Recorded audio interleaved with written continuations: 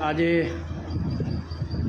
જે 2 દિવસ પહેલાં અમારા ચૌધરી સમાજના અગ્રણી અજમલભાઈ ચૌધરી ઉપર હિચકારો હુમલો જે પ્રકારે અપહરણ કરીને કરવામાં આવ્યો તે બાબતને લઈને અજમલભાઈને સાથે રાખીને સમાજના અગ્રણીઓ અમથાભાઈ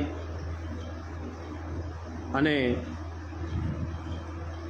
સમાજના અગ્રણીઓ સાથે ડીસાના ડીવાયએસપી સોલંકી સાહેબને રજૂઆતમાં રૂબરૂ મળી અને તાત્કાલિક ફરિયાદ દાખલ થાય બાબતે રજૂઆત કરવામાં આવી અને જે પ્રકારે આખો મામલો છે મામલાની એમને રજૂઆત પણ કરવામાં આવી। કાયદેસર એમનું અપહરણ કર્યું છે, દેવદરબાર મઠની અંદર લઈ જવામાં આવે છે અને ત્યાં મહાનસરી સાથે 4 લુખાઓએ પણ ખૂબ મારામારી એમના સાથે કરવામાં આવી છે। એટલે આ બાબતને લઈને તાત્કાલિક પોલીસ ફરિયાદ દાખલ કરે, કારણ કે થરા પોલીસ સ્ટેશન પણ શંકાના દાયરામાં છે।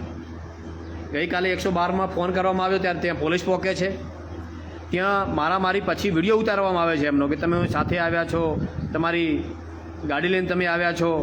આ પ્રકારનો એ તો સ્વાભાવિક છે કે ભાઈ આજે કોઈ પણ મારામારી થઈ હોય, ગભરાયેલો માણસ હોય તો તમે જેવું બોલાવશો એવું તો બોલવાનો છે।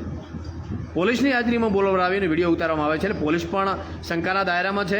થરા પોલીસ સ્ટેશન ઉપર પણ જે પણ આમાં પોલીસો સંડોવાયેલા છે એ પોલીસ પર ઉપર પણ કાર્યવાહી થવી જોઈએ, કારણ કે જે પ્રકારનો આખો બનાવ છે આખા ગુજરાતે જોયો છે। સોશિયલ મીડિયાની અંદર વાયરલ થયું ત્યારે આટલું થોડું ઘણું દબાણ ઊભું થયું છે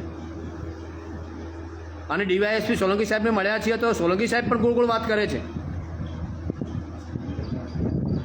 તો ખરેખર પોલીસનું કામ છે ફરિયાદ દાખલ કરવાનું। આખા ગુજરાતની અંદર વિડીયો જોયો છે કે જે પ્રકારે એક પિતા તુલ્ય અને એમને મારામારી કરવામાં આવે છે, અપશબ્દો બોલવામાં આવે છે અને પોલીસ હજી 24 કલાકથી ગોળ ફેરવે છે। થરા પોલીસ સ્ટેશન કે ત્યાં જાઓ, એસપી સાહેબ કહે છે ડીવાયએસપીને મળી લો, ડીવાયએસપી કહે છે નીચે જઈને મળી લો। જે પ્રકારનું વાતાવરણ બની રહ્યું છે, ખરેખર પોલીસ પણ સમાજને ઉશ્કેરવાનું કામ થતું હોય કે જે કરવાનું છે એ નથી થતું। અમારી એક જ માગણી છે કે બધી ગોળ વાતો કર્યા વગર, સમાધાનની પ્રક્રિયાઓની વાતો કર્યા વગર આજે અમારા સમાજની લાગણી દુભાઈ છે, મારી વ્યક્તિગત લાગણી દુભાઈ છે કે જે પ્રકારે મારામારી કરવામાં આવી છે અને જે પ્રકારના અમારા પ્રકારના મઠો છે, આશ્રમો છે અને આવા લુખ્ખા ટપરીઓના કારણે બદનામ થઈ રહ્યું છે।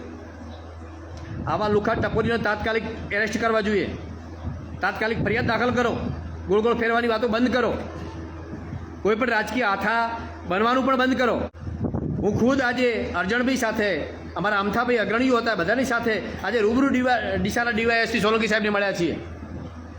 ડીવાયએસપી પણ ગોળ વાતો કરી રહ્યા છે। અરે ભાઈ, બનાસકાંઠાની અંદર કાયદો અને વ્યવસ્થા તમારા કારણે બધા કથળી છે, એટલે કાયદામાં રહીને કાયદામાં જોગવાઈઓ આપેલી છે। તમે ફરિયાદ દાખલ કરો, તમને ખોટું લાગે ફરિયાદ કાઢી દેજો, પણ આજે ખુદ ફરિયાદી એવું કહે છે, તમારા આગળ આવીને રજૂઆત કરે છે અને તમે સમાધાનની વાત કરો છો, એટલે આ યોગ્ય છે। તાત્કાલિક ફરિયાદ દાખલ કરો, તમે નહીં કરો તો અમારે ન છૂટકે આજે હાઈકોર્ટ જવું જ પડ્યું છે। અમે હાઈકોર્ટ ગયા છીએ અને હાઈકોર્ટની અંદર દાખલ કરીશું છે। પોલીસ પણ જો આમાં સંડોવાયેલી છે તો પોલીસનું પણ નામ લખાઈશું, પરંતુ જે પ્રકારનું આ બની રહ્યું છે, ગુજરાતમાં કાયદો અને વ્યવસ્થા કથળી રહી છે અને એના માટે સૌએ જાગૃત થવાની જરૂર છે, લડવાની જરૂર છે અને પોલીસને પણ વિનંતી કરું છું કે આથા ન બનશો અને આ કાયદેસરનું કાર્યવાહી જે કરવાની થાય એ કાર્યવાહી કરો।